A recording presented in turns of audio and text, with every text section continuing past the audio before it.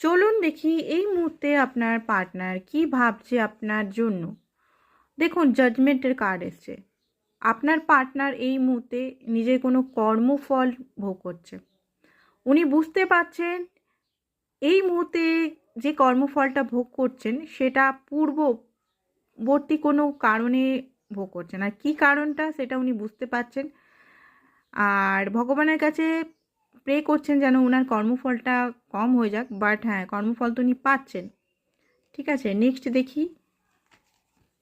Next হচ্ছে আপনার কাছে উনি কল মেসেজ করতে চান, লাভেবল ফিল করছে, রোমান্টিক ফিল করছে। উনি নিজের কর্মফল পাচ্ছেন অ্যান্ড উনি বুঝতে পারছেন যে আপনাকে সরি বলাটা খুব দরকার, আপনার কাছে সরি পাওয়াটাও খুব দরকার।